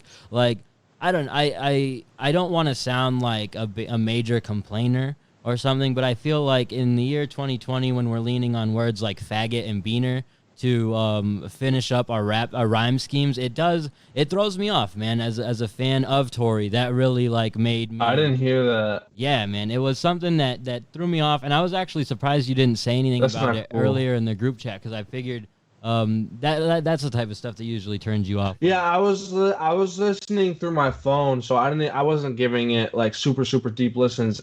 That is not. I totally am against that. And I've even seen it with like other local rappers, and I've been clear. Like, if you're saying faggot, if you're saying all that stuff in a derogatory way, that's just like, fuck you, dude. I mean, I like Tory a lot, and I respect him. I don't that makes me lose a lot of respect right there. I have a lot of and even if I didn't, but I do have a lot of gay people that I care about. That's not cool. Even if I didn't, that's not cool. There are people that would be very upset to hear that, whether it's someone who is a part of the LGBT community, or someone who has a son or daughter of the LGBT community, or someone who just cares about the LGBT community. That's offensive, and I'm people are gonna call me a snowflake, but I don't care, bro. Like that's just not cool. And I hope that he goes back on that and apologizes, because I personally didn't hear it. But I hope that people of prominence call him out for that, because that's not something that I respect or think is okay or should be condoned in the hip hop community, period. He did that in the new album? Yeah. That's fucked up. Yeah. No, I'm definitely not. Yeah. Like, and it was. And it back was on what you were strange, saying, like, yeah. Go ahead. Back on what you were saying about, like, the people, like, if people call you a snowflake, the types of people that are going to be calling you a snowflake are not the types of people you want to keep around as fans, people around your life. Like, I mean, they're, you know, everybody's going to live their life, bro, but I don't know. That's not cool, bro. And this is me being a huge Tory fan who listens to Tory all the time. I will be very, very disappointed in him if he doesn't either edit that out of the album, because that's possible for him, or at least, and I don't even know if this will be enough for me, or apologize. to address it and apologize, or give some type of explanation. I'm very disappointed. I listen to Tyler, and, you know, like, that's like a huge thing with Tyler, you know, and that's like, and that's always been a discussion in rap. So I'm gonna preface this with saying I've listened to the album twice, and my biological brother, who I love with all my heart, he's a homosexual. He's gay. He came out the closet when we were very young. So many people have been fully supportive. The gay community receives a lot of hate. So using derogative words like faggot or anything along the lines of that is never okay. When I heard it on the album, I was taken back, and I did not like it. But you would be a fool to think that he's going to edit it out of the album. Yeah, I agree. I agree. So specifically for the fact that hip hop was never supposed to be censored. It is distasteful, it is inappropriate, and it is disrespectful on all lines. But if you said this to Tory's face right now, he would laugh at you. And a lot of people in hip hop would just dismiss this fact simply. There's Eminem got famous for what he said about gay people and the references that he's made. Tyler, the Creator, got famous, just like Kai said, for what he did. And even though a lot of them regret it, I know for a fact that they wish that they could take some of the things back. This to Tory, he would say that this is just how I grew up talking. This is slang. It's not blah, blah, blah. He's wrong. It is completely, it's against human moral, but in the hip hop community specifically, they're not going to give a fuck. In 2020, you should be careful, and you should care more as a person. You should not say that words because you don't want to say it. You feel me? And and not even. Oh, my bad. I'm just saying, I don't think it's gonna be on any blogs. I don't think there's gonna be a bunch of hate for it. I could be wrong, but I definitely do not think apologizing. You're right. I mean, you're right. Like I'm just saying. I hope it. I hope he does. I hope he does. And I think there's a 1% chance of it. But if and here's that's just disappointing, bro. And I think with the Tyler, it's what he should do. But I think it's also like you should be. It's against human moral, and not even for your fans, not even for your audience, not even for what other people are going to think of you, but just for you. Like, you should know. You should know that. That's all I'm going to say. Here's what's weird for me. And, like, so I can't speak too much on, like, for the gay community. I can't speak for that. What I can speak for, though, and this is where it caught me off guard. I'm a huge Tory fan. So when I'm listening to this project, I'm also a Mexican American. So when I hear him say something about a beaner, and in his rhyme scheme is from beamer to beaner, and I literally had to look up the lyrics to make sure that's what he said, because I'm like, is this for real? And like, it's super conflicting because like I wasn't super like hurt by it, but also I grew up in a community where like someone my color or how I acted, it was totally cool to say the N-word and like hanging out with friends and stuff like that. And that was so growing up, I was comfortable with it. Since then, I've moved to South Dakota where I'm surrounded by white people and don't feel comfortable using that word in that way because it's a weird thing. It's something I've taken out of my vocabulary. So today I'm thinking about this as like him saying beaner and using it this way. And I'm like, I'm not mad about it, but it's just like, as someone who has gone out of their way to be like, you know what, I don't want to talk like that because I don't feel like I just don't feel like I have the right to use that word or whatever. Like, I just don't want the confrontation from it, I guess, would be the biggest thing. But my biggest thing is this weird. 2020, bro. It's 2020, bro. Like, you should know this shit, bro. Yeah. Like, I mean, but not even like y'all the age, saw that. Like, even if say you don't care about gay people, a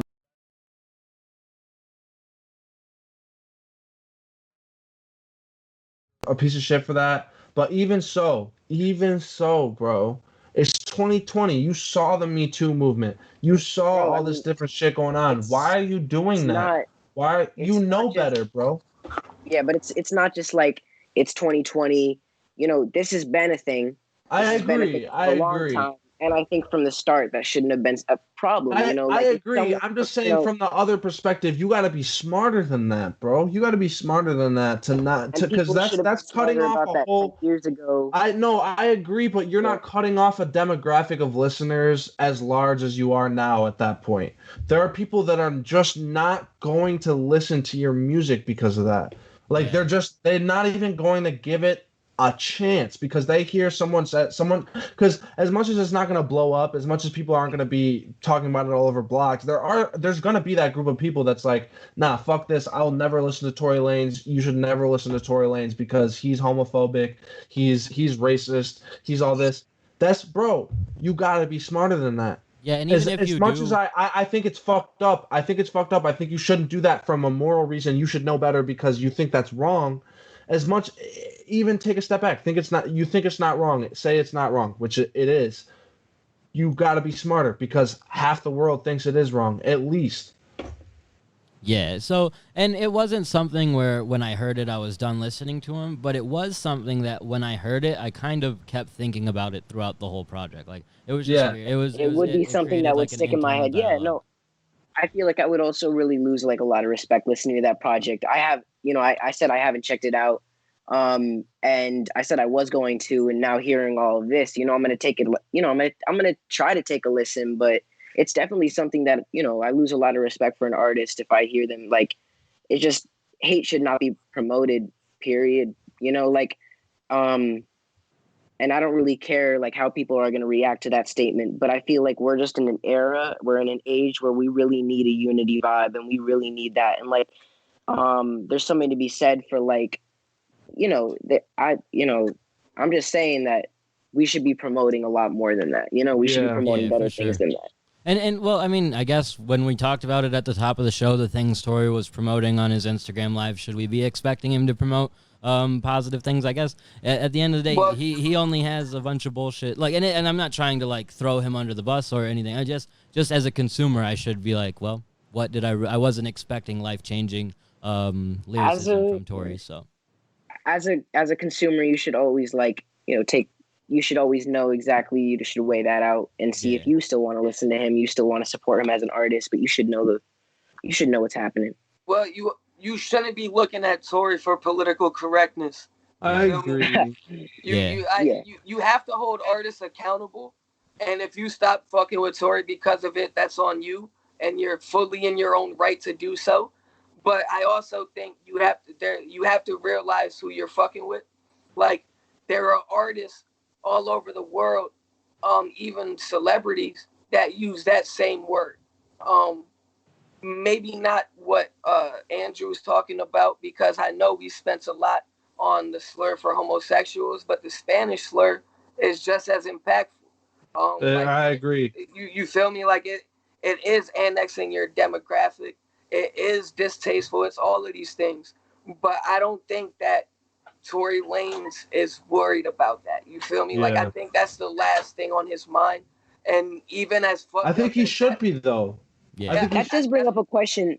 I do have a question actually. Now that I'm hearing all of this, and now that we're talking about this, I have a question. So everybody knows about cancel culture, right? So how is he exempt from that? Why do you think that's a thing? Like, you know, That's there's not- certain that's- celebrities who that's say not enough something. to- It's not enough. That's not enough to get canceled for in any realm. And it's slowed down. Maybe if it was in the height of cancel culture when everyone was getting canceled all the time, maybe. But even then, bro, I mean, And I don't I think think we are people in the who height. I We're don't still think in the people height. who are I don't big think into so. that are checking for But I Tory think that Lanez. So I it think brings- he's off the radar. Bro, And so if I no think one Should cancel Eminem culture be also- canceled? they tried. I mean, like But I'm talking to Kai. Like in your mind, should Tyler be canceled? No, because he's gay. But that's He's never come. I don't think he's even- ever. I personally think so, but like that's still alleged. That's not a fact. Should Tyler has said way worse things than what Tory Lanez said on this album.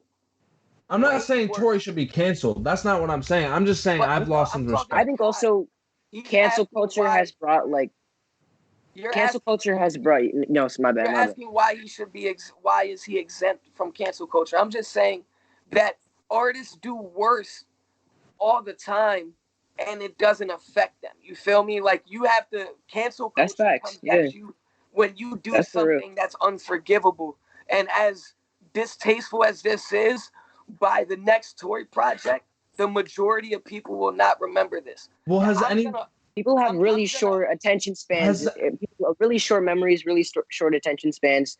But I think that one thing, and that was like rhetorical, but like one thing that cancel culture does is it brings more awareness to what you have to think before you speak. That's just something that people should have known. You know, like I'm wrote not it. saying that to the extent wrote that it. it's gone. Who for wrote sure, that? for sure. That was He thought before he spoke. He well, wrote but that shit bro, down.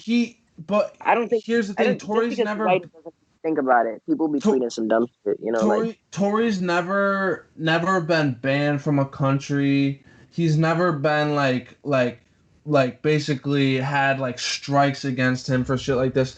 Tyler did have that. He was banned from multiple countries from like having shows there. Like he did see that effect of cancel culture before cancel culture was even a thing.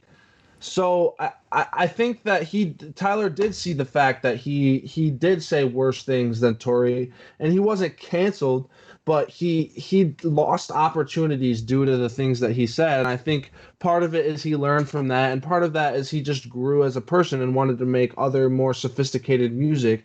I think the difference is with Tyler and Tory, the biggest difference obviously is, as much as it's legend, we all know Tyler is gay. Tory is probably, we're pretty sure, not gay.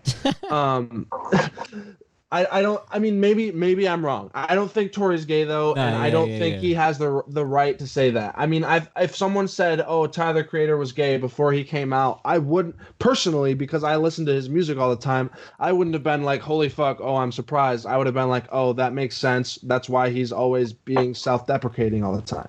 This is a subject I would love to actually get more into, but we're super limited on time. Sheridan's got to get out of here soon. There is one question, though, that I want to reference before we do get out of here, just because we are supposed to answer questions at the end. Let's get one in. We got Joshua I have a Schaefer. little extra time. All right. From 607 Sound, obviously, shout out to them. But he said, for a question at the end, is there a specific goal you have for your careers other than making it? Example, working with a certain artist, performing at the Super Bowl, that type of thing.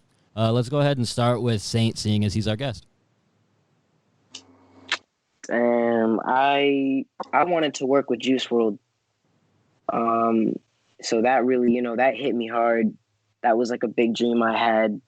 I want to, I want to just meet as many people as I can. Like I want to like affect as many people as I can with my music.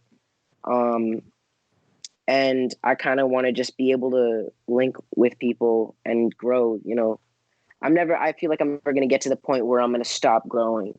I feel like a lot of people kind of make it and then they're like, all right, I'm done. And then they just make the same thing. But I never want that to be me. So. Thanks. That's facts. How about you, Ant? Me, personally, it's a really good question. If I had to think about what I want to do outside of music, or if what I want to accomplish or look back on outside of music, I really want to build a network and a platform that's successful enough to be able to not necessarily pass it on to one person, but use it to bring up different artists, because I know how deeply music affected my life personally. I know that there's a million kids out there just like me, that music is their saving grace every time they wake up, whether it's as a fan or an artist. I want to be able to use that or whatever I build for myself to eventually help up and coming youth, mostly artists as of right now in my head, but I want to branch out into just youth in general. That's what I work in every day today, and working with kids at the teaching gig I had, helping kids and the mentor job that I have now. It really makes me just eager to use the platform that if you can't see, I try to use my platform to enrich whoever I can today.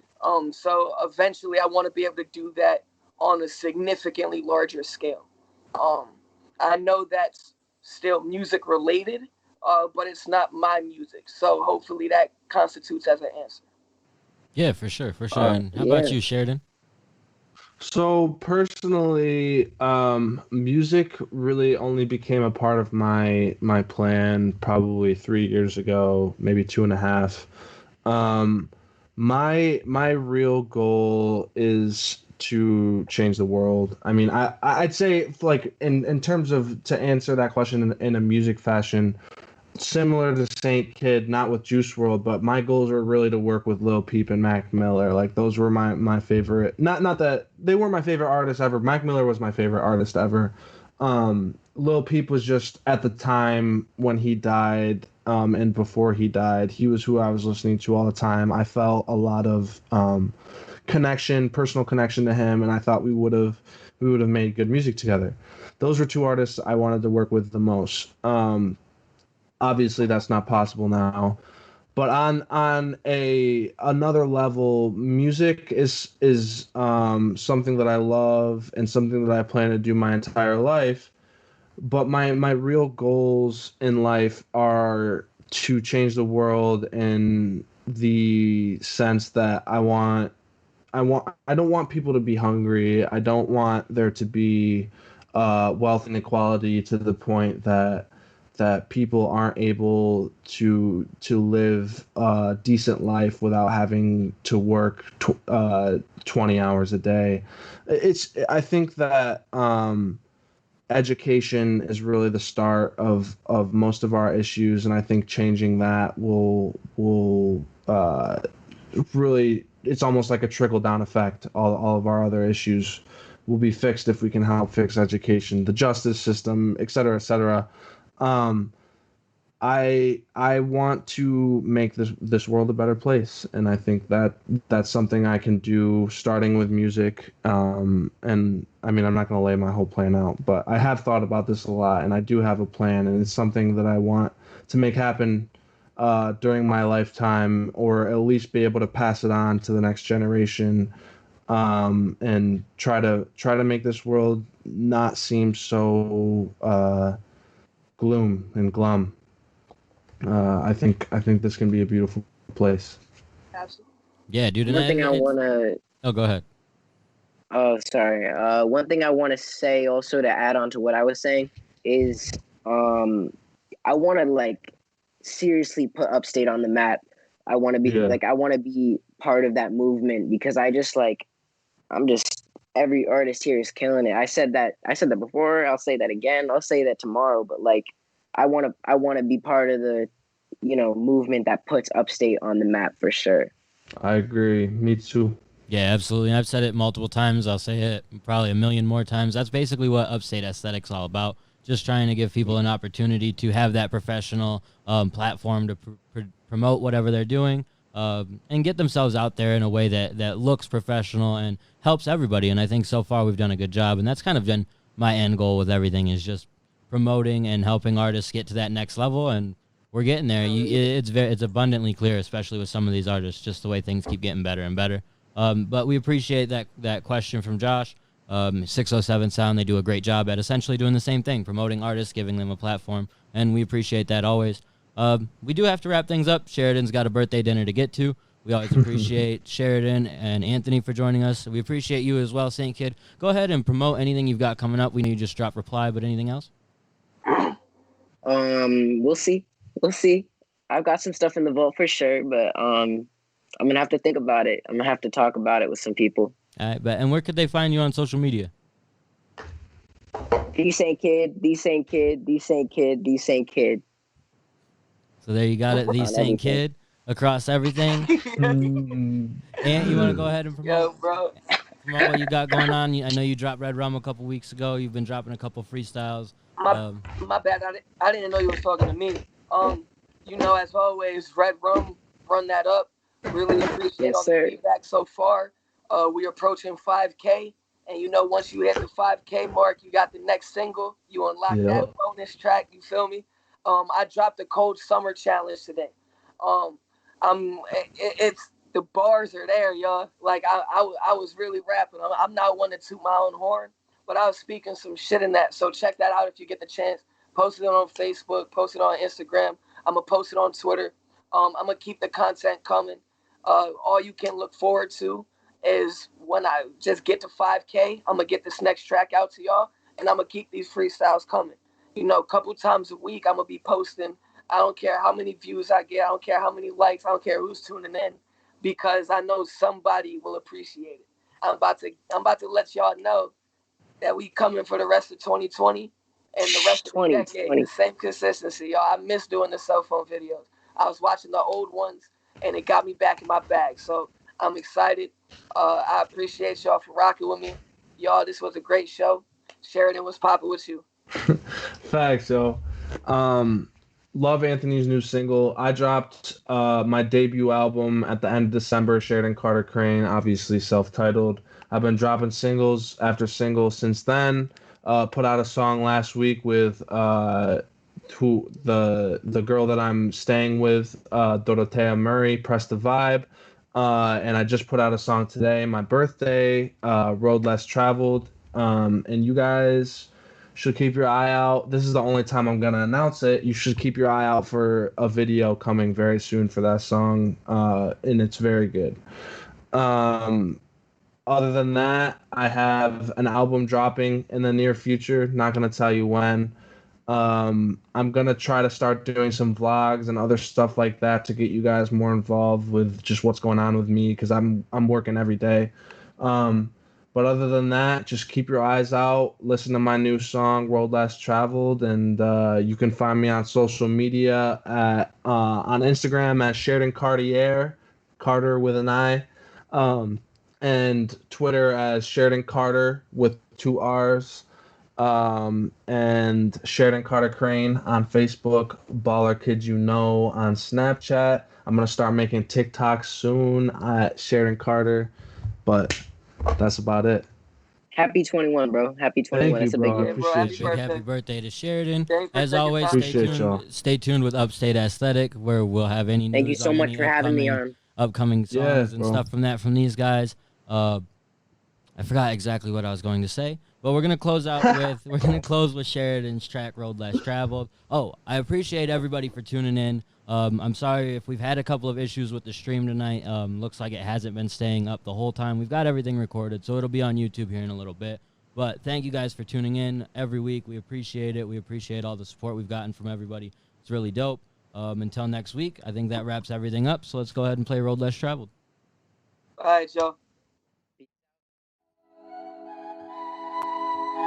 𝐭𝐲𝐲 on the track. Travel down the road and go. There's no to know if they love me. Travel down the road and go. There's no way to know if they love me. I don't wanna feel lovely. I know there's no one above me, but I can never get comfy. Remember back when I was hungry, I was fed but still empty, and now I'm covered in Fendi. Take every hand that you lend me, make them think everything's A-okay. Everyone is rude, but you can see it in my face. Don't got a plan, everything's play by play.